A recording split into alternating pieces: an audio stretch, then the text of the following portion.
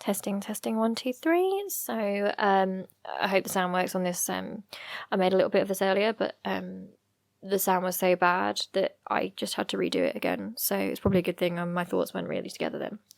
So I'm wanting to make one of these whenever I can to talk about what's going on in Ukraine right now. So this morning I woke up and saw that last night Ukrainians had been sheltering in the subways, in the undergrounds. They'd come out this morning and seen that the apartment blocks had been bombed in Kiev.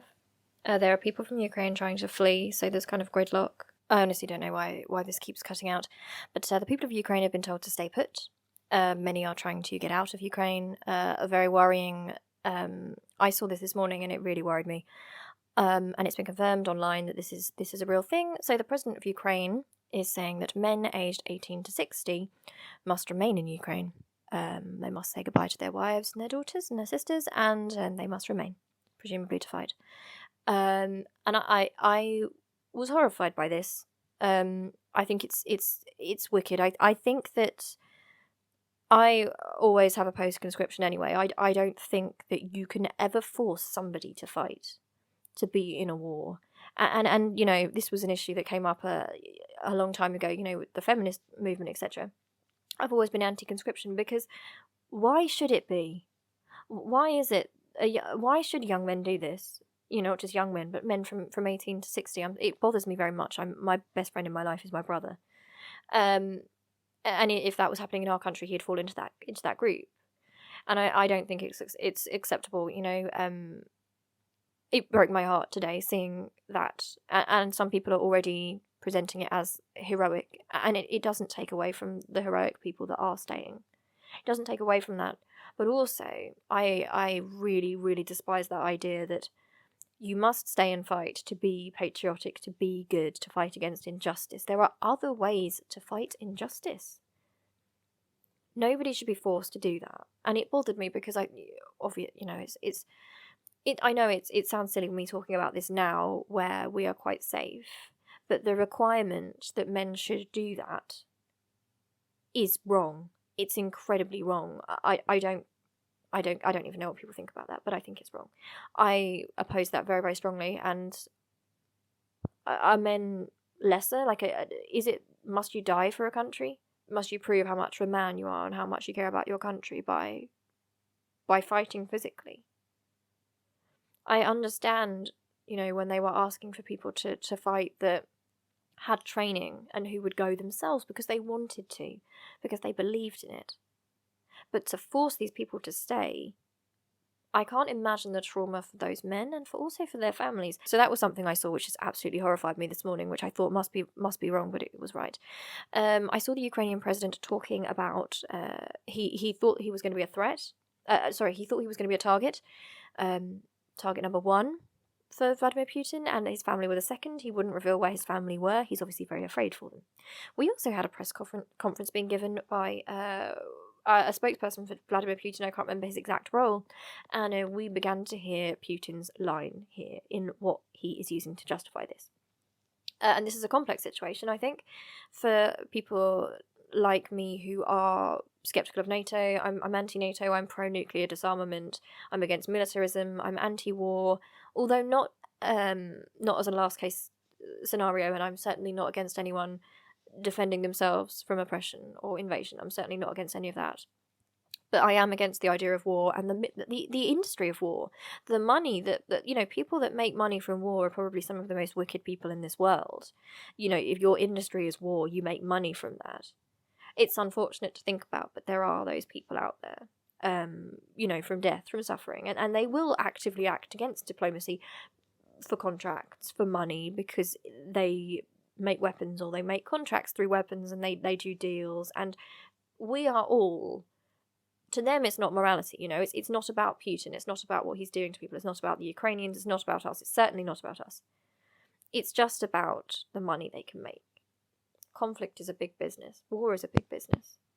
And we must name and shame these people who are part of that.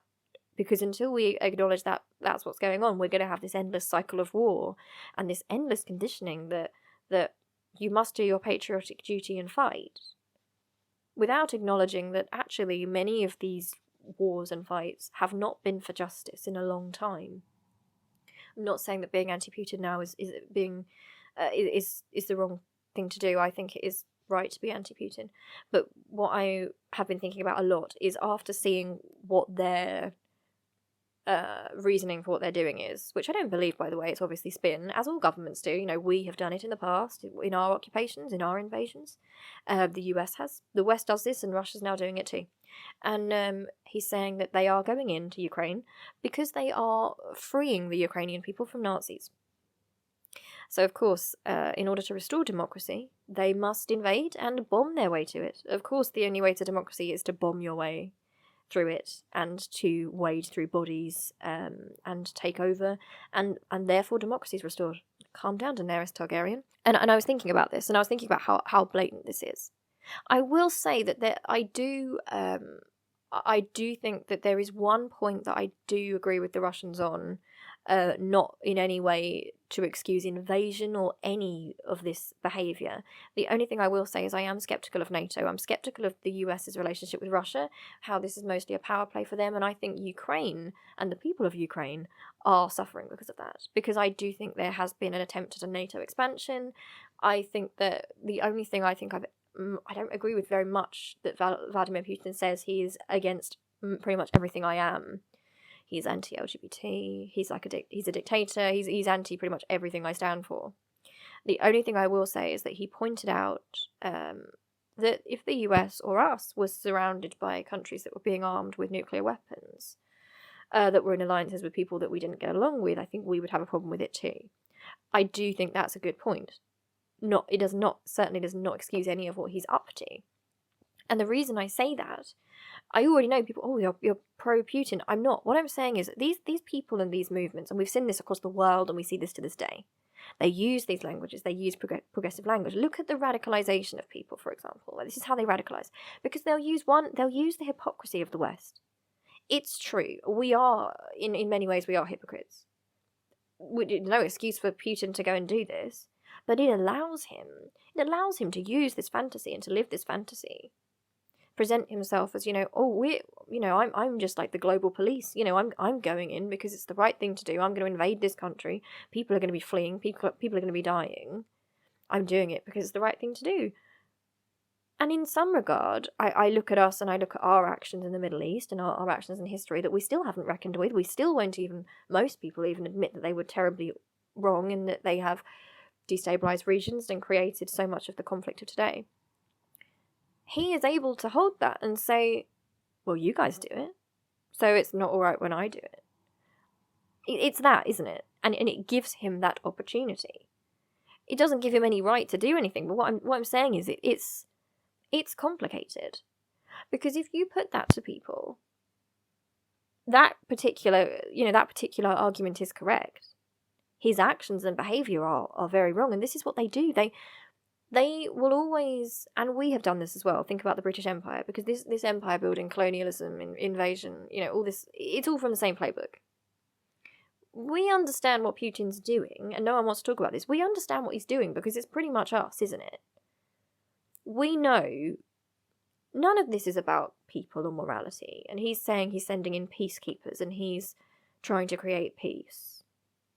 That's not what it's about. When we went to, if we look at Iraq and Afghanistan, which most people in this country, not most people I think are pretty much against the war in Iraq here now, although we still have a Labour Party which seems to worship Tony Blair somehow, who is actually, he's been on record supporting Putin against Ukraine for quite some time, even though the media are currently trying to spin it as if Jeremy Corbyn is somehow connected to Putin, when they are ideologically completely opposite. You remember when the BBC have done this strange thing, not just the BBC, where they've tried to make out that Jeremy Corbyn is a dangerous communist and therefore he has Russian links, which again, they know isn't true, because Vladimir Putin isn't a communist. He's not a communist. That's not anything like what his government is even doing. It doesn't even make sense. It doesn't make sense. They know it doesn't make sense, It is all playing politics. We have had Keir Starmer, leader of the Labour Party, he said something so brazen and so open that I was surprised it was kept into his, I don't know if it was a speech or if it was tweets, something about how we won't stand for this. We won't stand for the occupation of a fellow European democracy. And that's why we were taking our stand. And I thought, how openly, I just can't understand how anyone could get up there and say that, because that really doesn't look good. And I'm not saying we shouldn't stand up for other European democracies. What I'm saying is it's not just those people we should stand up for. We need to take, if we're going to take a stand on issues, it needs to be from a consistent moral standpoint. It needs to be because we are anti-imperialism, we are anti-colonialism, and possibly informed by our history as being an occupier. You know, we can learn from that, and we can use that to make things better. We're still stuck in this great, I said this before, I won't get into it now, we're still stuck in this idea that it is okay if the civilized people are the police of the world. So then, this is always going to happen. What happens when we lose power and someone else does it? We used to be very powerful, we're not so anymore. I think after Brexit, a lot of things, the world economy's changed, we're not so powerful. Now we're in one of those positions of the people who aren't, we're not necessarily big enough to be considered the righteous police of the world now. Now we're seeing somebody else do it. And it's horrible, isn't it? It's awful. It's ridiculous to see him going into Ukraine and the people being scared and the air raid warnings going off, and him saying, "Oh, we're doing it because we're saving them from Nazis," while the Ukrainian people are fleeing. You don't bomb people into democracy. You don't terrorize people into democracy. You can't do that. But we do have a history of it. Of course we do. And I think that I've worried for a very long time about, the idea of World War III you think of. It'll be different in a modern world. And I've thought for a long time that we need to be so careful. In the West, we really do. Because of our history, because of the enemies we've made. And because we've made no moves to change this or acknowledge fault even. It puts us at great risk. When I say this stuff, I'm not sitting here like, oh, I'm anti-Britain, etc. I'm saying it puts us at risk. Although that being said, I'm not particularly pro-Britain. I'm not really pro any nation, really. I'm just pro people and what I believe is right at the time. And the hypocrisy just goes on and on. I mean, you look at the Second World War, for example, which I think is probably one of the only wars that I still maintain that I don't think many wars ever had to get to a situation of world war. I think if we had different mentalities, if we had different ideas about war and peace and nationality and patriotism, and we saw each other, as siblings, really, I don't think things would escalate. But obviously, the Second World War, of course, that was a genuine thing that had to, obviously what the Nazis were doing was so evil that, it had to get to that point. But we don't talk very much about the fact that, what Hitler himself wanted to do was to create an empire. He looked to the British Empire. He looked to our crimes. He looked, that was his model. And to people who are good people here in Britain, I don't doubt, to not, we do live in a place, and in some ways we have so many similarities too. That's the weirdest thing. We don't want to admit the similarities we have to Putin's Russia here. But we have a heavily, we don't teach about our past and our wrongs and how it's still impacting the world today. We don't teach about that. I spoke about that in the other video. I won't get into that too much here. But for example, we're seeing all these many blue ticks on Twitter and media figures, and no disrespect to the nice ones. They're talking about how incredibly brave the people of Russia are, the ones who are coming out, even though there's a protest ban, at their own risk, in St. Petersburg, to protest Putin's actions and to show. And absolutely, they're incredible people. I was very moved by that. But these are the same people who didn't say a word or even supported the police bill that Priti Patel put forward, which was heading us in the same direction. It was the idea that the police could disband a protest if it was annoying. And we'd already begun to see that with the way people were taught to look at people from Extinction Rebellion, for example. The media went very hard on that. The idea that the police should have the right to get rid of annoying protest. And yet these same people are talking about how authoritarian it is in Russia, and many of these people supported that here. I don't support Putin. I also don't support us, is what I'm saying, is that I see too many similarities between us, is what I'm saying. You know, even now what we're seeing in this country, I can only speak for Britain right now, what we've got in our media, we are seeing this strange push towards pick a side, you're either pro-Putin, anti-us, or pro-us and anti-Putin. And there is no space for anyone who says, actually, I don't really believe in that sort of loyalty, and I am very critical of NATO. Like, for me, I obviously believe in disarmament. I think NATO is a hindrance, not a help to peace. I think their actions in the past have been very wrong. I can understand security concerns that Russia would have. I don't think they'd have any right to stop it, but I also can understand that that would be quite threatening to them. So I think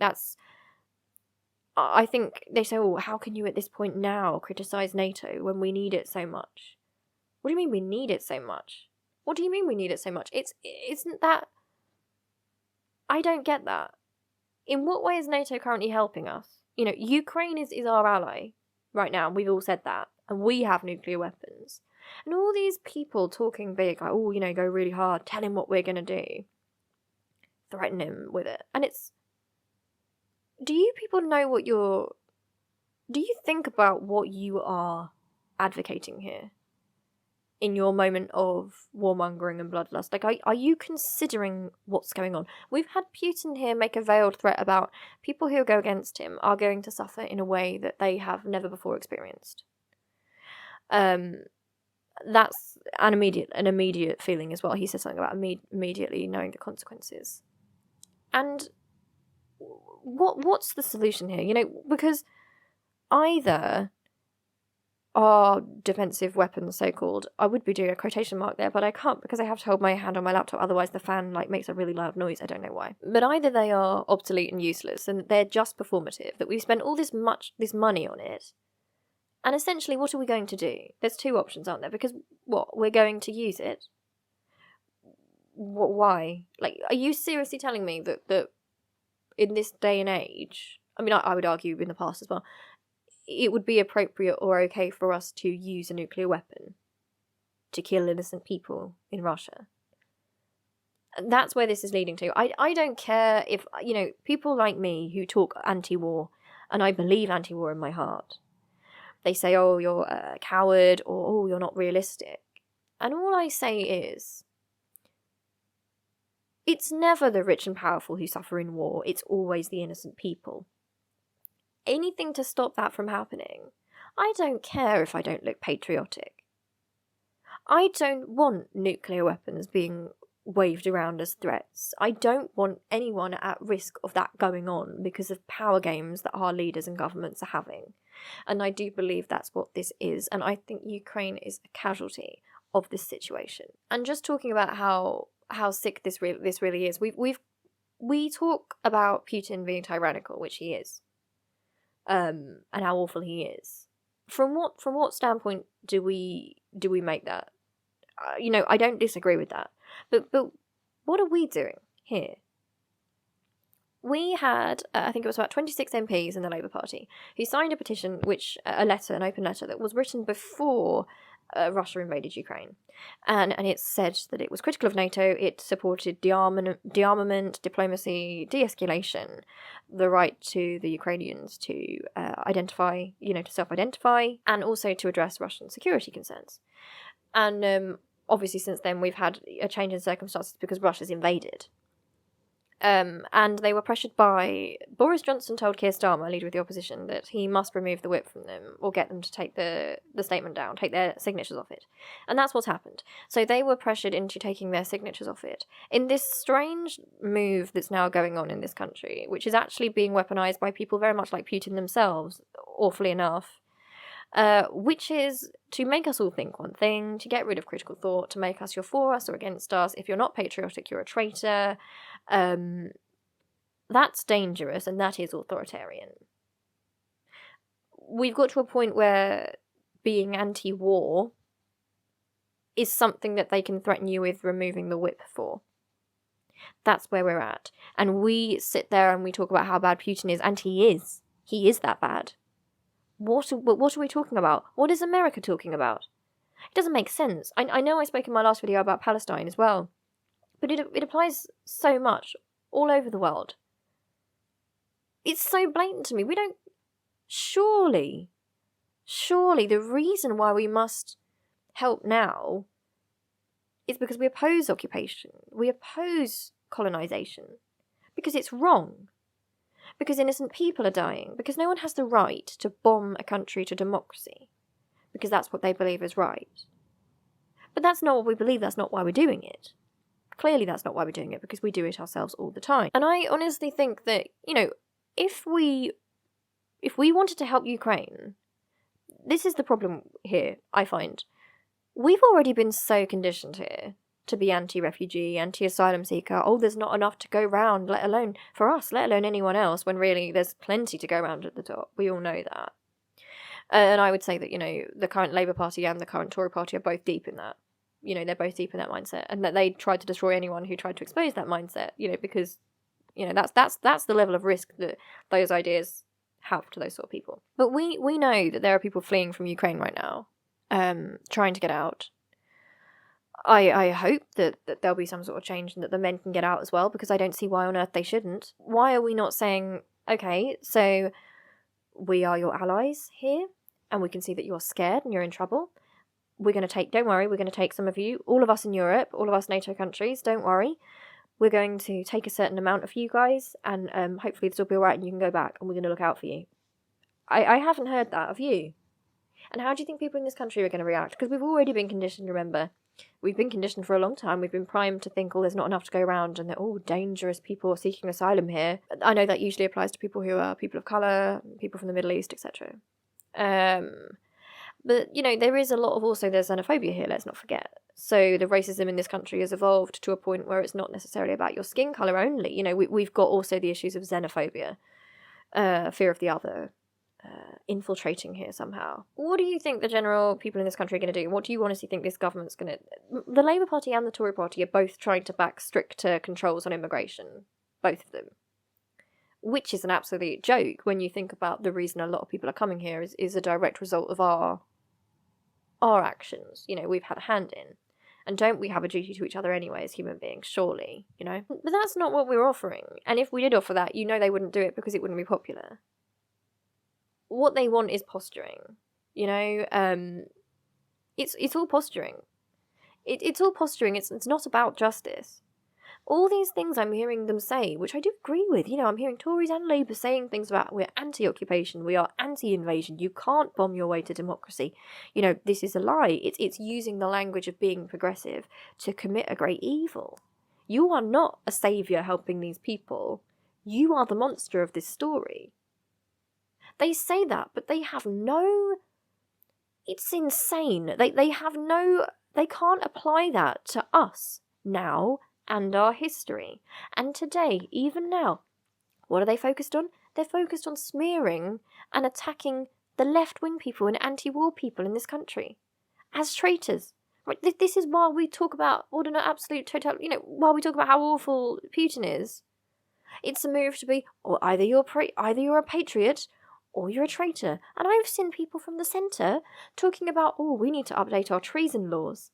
One of the Labour MPs, and other people have said this as well, to his credit he did delete it, but the way it came into his mind, we should be making dual nationals, Russian and British, declare their loyalty to either one or the other. That's an idea that's coming out of the current Labour Party's mouths. That is an idea. Can you believe it? My opinion on this is I am anti-war, I'm anti-weaponry, I'm anti the military-industrial complex, I'm anti all that stuff. No, I think there's so much evil in this world. There's too many people who make money from war, death, suffering. They make a lovely career out of it, nice salary, and they don't have to suffer it, it happens to people in the Middle East, it happens to people abroad, and okay, maybe some innocents died, and maybe some kids died, but that's just a bit of collateral. It happens sometimes, for the greater good. Until it's here, of course. Then it will be a whole different tune. What is happening to Ukraine is awful, it's heartbreaking, it's shocking. It's really shocking. But we must also, why don't we make the move to de-escalate? And sorry if I've already said this, I forget what I've said because I recorded one a bit earlier and then the sound didn't work. But, people say that it's naive to be anti-war. I probably have said this. they say you're not thinking of the bigger picture. They think about optics, they think about things in the moment. And I would say don't think about it in the moment, think about the greater consequences going forward for this. I've seen people saying that, oh, you shouldn't criticise NATO at this particular moment because it looks bad and looks like you're supporting Putin. And well, what does it matter what it looks like? I'll openly say I despise Putin. If somebody wants to, in bad faith, take my argument about seeking a better, more diplomatic way and moving away from militarism and bombing and the industry of war, if someone wants to use that and say, oh, that makes you pro-Putin, then that's their business and their mistake. That's not me. You know, we can't run our morality based on how politicians are going to twist what we say. Of course, it's got to a point now where you can't go up to Vladimir Putin and say, please stop, sir. You know, it's so bad now. It's an awful thing you're doing. Please stop. And he's going to go, yes, sure. It's like the argument of rape culture. We spoke about this a lot in the past in the feminist movement about how we need to do something about rape culture and that we would need to change a lot of attitudes. It would take time, it would take education, it would change media depictions. And at the time we were scorned and told, it doesn't really matter, how can the media affect it? How does all this stuff matter? Like, if someone's evil, they're going to do it anyway.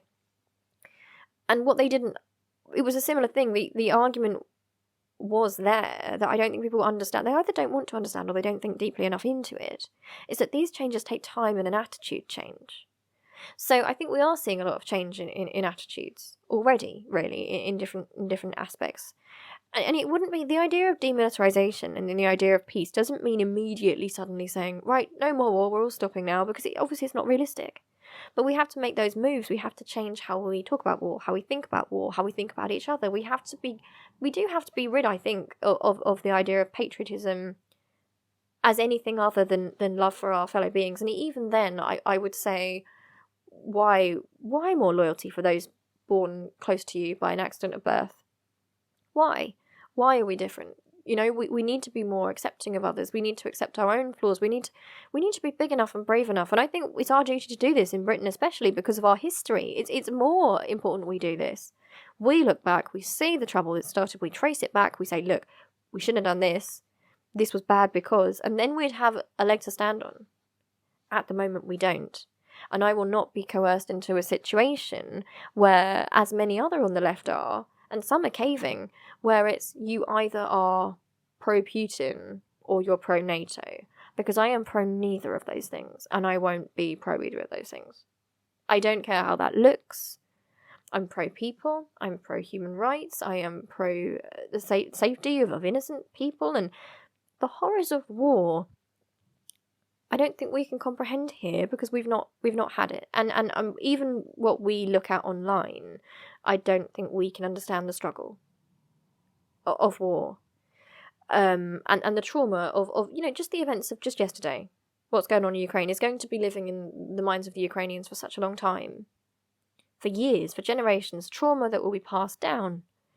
Lives have changed. In one moment, their lives have changed. And I'm not saying, oh, you know, sit here and do nothing. I'm not actually a pacifist, you know, I'm not saying, oh, sit here and do nothing. But what I am saying is we have to make sure that what we are doing is in the interests of innocent people, always, and that we can try and avoid as much death, as much harm as possible. It doesn't matter if it makes us look weak. Again, I'd use quotation marks if I could.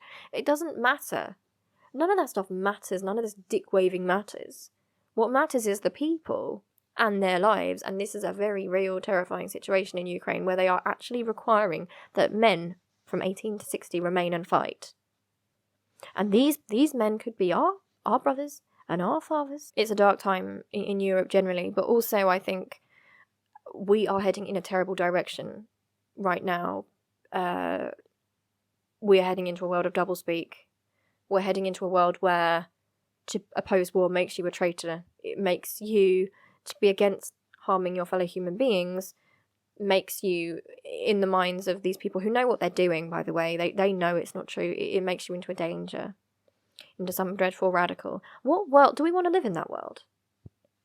Do we, I don't know, maybe I just think differently about this stuff. Maybe I suppose I've had the opportunity of, because I'm mixed race, like, my dad's Indian, my mum's English. I know what they're both told. I know the situation of what actually happened to India. And I know that the people in this country are no better or worse than the people in any other country. we're all just human beings conditioned by where we live, our norms, and what we're taught to think is right, and we all deal with different propaganda and different contexts and situations, but no nation is better or worse than any other, I don't believe, in terms of the people, the governments of those places, for sure. Yeah. So what I'm seeing, all I can say is what's going on in Britain right now, and I'm seeing anti-Russian sentiment. You know, this idea that, we must ask dual nationals who they are loyal to. What are you talking about? What on earth are you talking about? It's ridiculous behaviour, and this is coming from the centre, or the supposed left. They're not really the left. They would call themselves current Labour. That's coming from them. What do we have in this country if that's our left? Right, what do we have if we are telling people they can't be against war, if we are smearing those people as dangers, and using this crisis, this humanitarian crisis, and this great evil as a way to quieten down those who fight for human rights across Europe? It's dark. I can see it going in a dark direction. Anyway, I love you loads. I'm sorry if I've missed anything out here. I made something earlier, but the microphone was so bad, so this probably is awful and rambling, but I love you loads. Hope you're really well. I know I had some comments from a few people that were in Ukraine the other day, and I just want to say that I'm so sorry. I don't know what to say that other than I'm sending you my love, and I'm praying for you if that's something that you would appreciate. But I am praying for you, and I can't imagine. I don't really think anything I could say would be enough to say how much I'm sorry about this is happening, and it's not right. It's incredibly wrong, and I just pray there's going to be peace and everything's going to be all right.